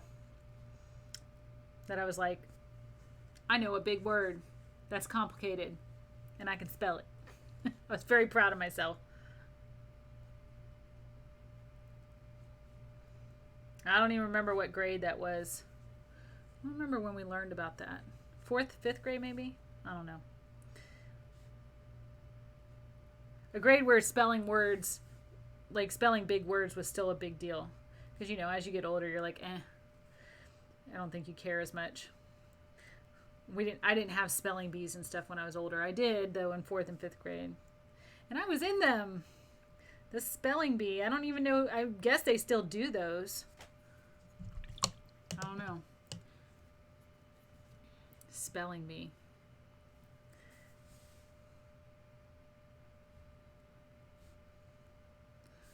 I remember my 5th grade spelling bee because I got the word attendance wrong.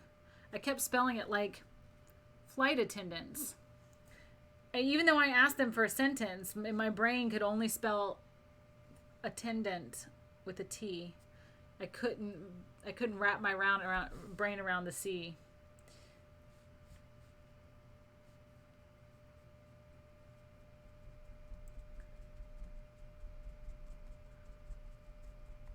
So, I think I got like 2nd or 3rd place that year.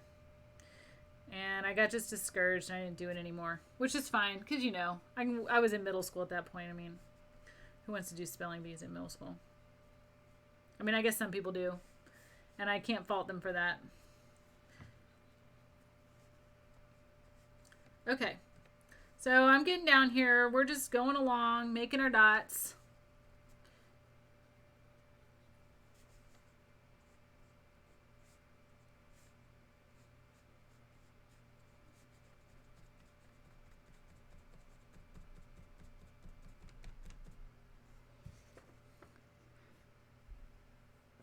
Hi, welcome.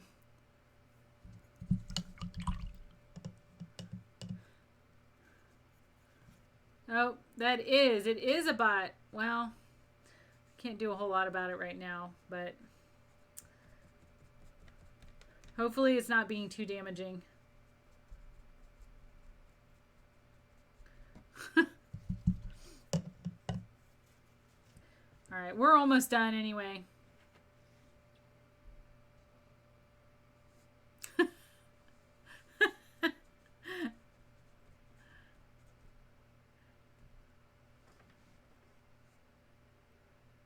That's funny.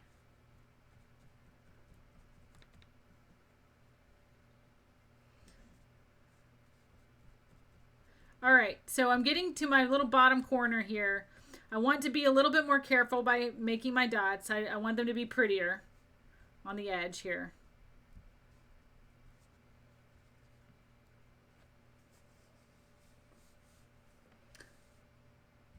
All right, see you later. Arts is legendary. Hey, I agree with the bot. I mean, you know, what am I going to do? That's a pretty true statement. Arts is legendary. Not a grammatically... Well, no, art is legendary. I added the S myself. Oh, Etienne. Let's see. Okay, so... Let's see. Yeah, it's gone. It's good. It's all good. It was like a quick little in and out bot. Just saying, hey. Those are the best bots, you know?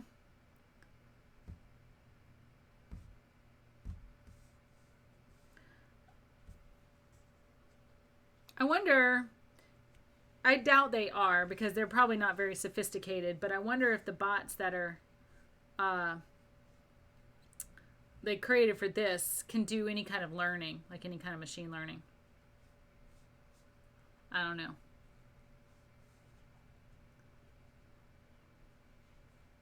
All right, we're almost done. Get my little dots in. Now, something else you can do if you want finer points, and I'm going to want some finer points in this. This is a really cool technique. Oh, you know, I really didn't do a whole lot of dots over here. Hold on, let me just get some dots over here in this area, just quickly. I'm not trying to be perfect about it. Now, I'm spreading my brush out a little bit. Just kind of letting it splat. Now, this isn't all that great for your brush, but we're not doing it for very long, so I would not leave your brush like this. Like, definitely wash it and make it pretty, because we do not want these nice brushes ending up like this. So I'm cleaning it. Okay, but here's a cool thing you can do. Take the bottom of your paintbrush, dip it, and oop, I said that's a cool thing, and you would think like, oh, that's going to be like an actual cool thing. It didn't. Okay. There. You just press a little longer, and you get these perfect little circles. So anywhere where you want there to be some clean dots that are perfect shaped, and they'll have like a little dimple in the middle because of the base of the brush. So it's okay because that actually is going to look more realistic with water droplets. All right, so while we're doing this, what we're also doing is giving some of our spots time to dry, because the next thing we're going to do, I told you guys it was going to happen, and I promised you, and it's what's going to happen. As soon as we're done with these spots, we're going to sign it, and I want it to be pretty dry before I sign it. So we're giving it a chance to dry by putting all of our little dots on here.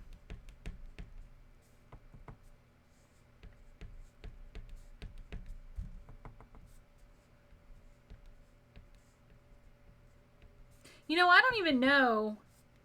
You guys that are watching may know this. Do I have, like, you know how on some chats, there's like points or whatever that like add up, and you can like add your, like, get points for watching longer or anything like that. Do I have that on mine? Because I think I tried to turn it off, but I don't actually know if I did. I mean, if that's something that's desired, I can add it. I don't know. To me, it's a little bit annoying. I never use it. I think the only thing it can be used for is like to change colors and I don't know, something. All right. No channel points. Thank you. I couldn't remember what they were called. Okay, good. Well, I mean, like I said, good. I don't know. I don't know if anybody wants that kind of stuff.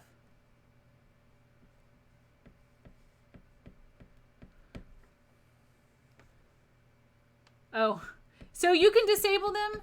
Because I didn't know that an individual person could disable them. Because that would be cool. Because there are some places I go and they're just obnoxious. So now I'm doing like tiny little dots, and this is going to make it look like spray.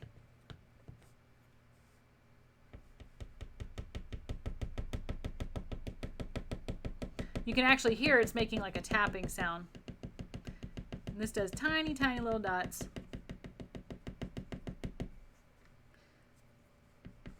We're just giving our stuff a chance to dry.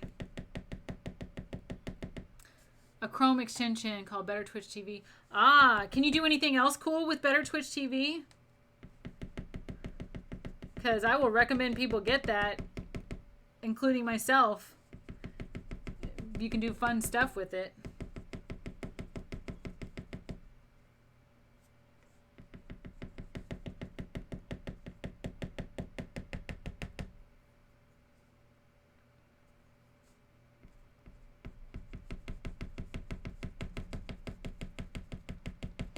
All right. It's pretty good. All right. Well, recommendation, everyone. Better Twitch TV Chrome extension. I'm going to go ahead and recommend it. I haven't even used it yet, but let me tell you, there are things that are annoying that I wish I could change, and I bet it addresses those things.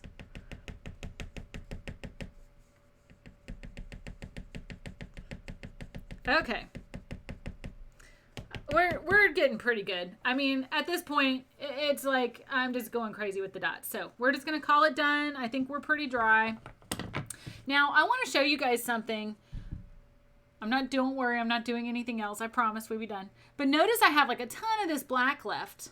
Well, we can use that. So what I would do is I would take this, cover this with plastic, and put it in the freezer. And then when you get ready, but it needs to be covered in plastic. It can't get air to it.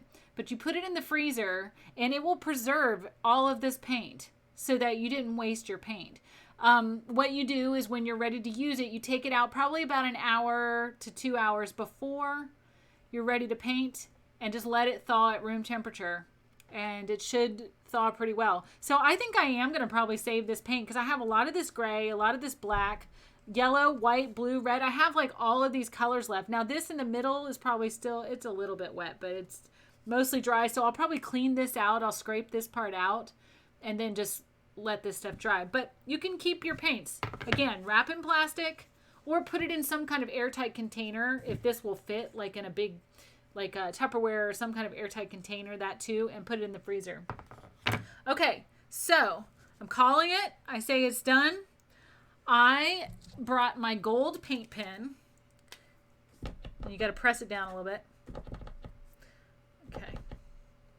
And I'm just going to sign here in the corner. Oh, I didn't press it down enough.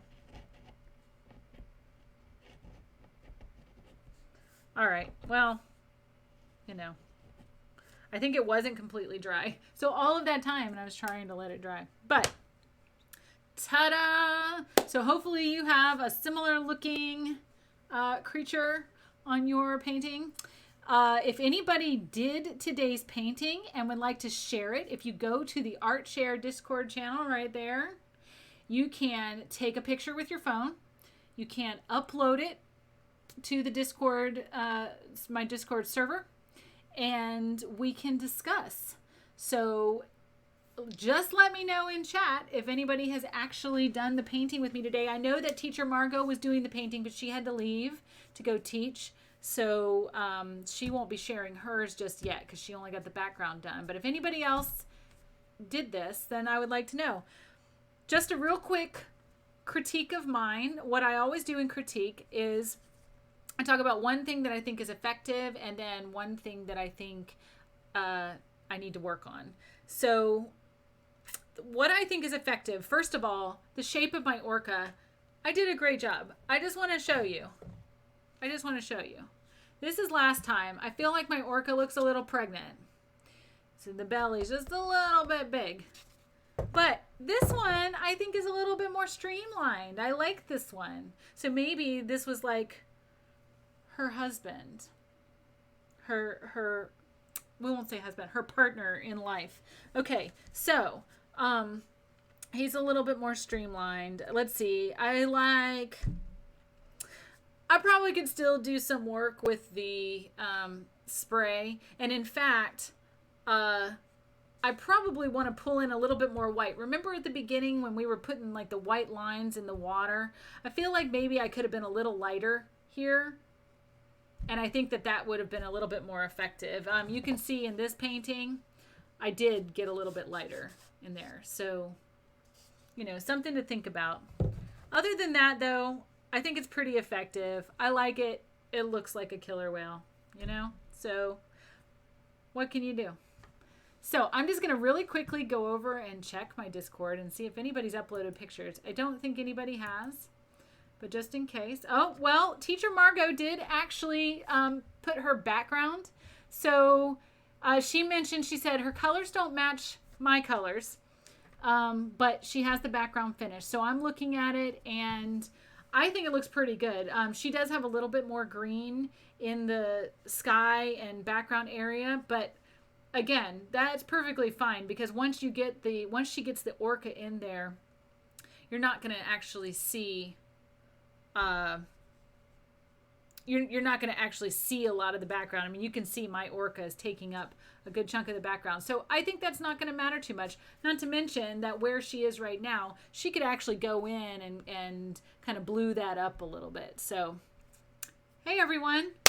We are right at the 2-hour mark, and we are done. So if you want to join me on Tuesday, we will be doing a drawing. I don't know what drawing, but if you'd like to check out my schedule, on my main Twitch page, I have a link at the bottom. It is a button that says schedule, and it will take you to the calendar. And I have actually completed my calendar all the way up until Easter, which is April 12th this year. So go out and see what we have coming up. So this coming Tuesday at 2 p.m. Eastern time, which is the same as 7 p.m. Universal Coordinated Time.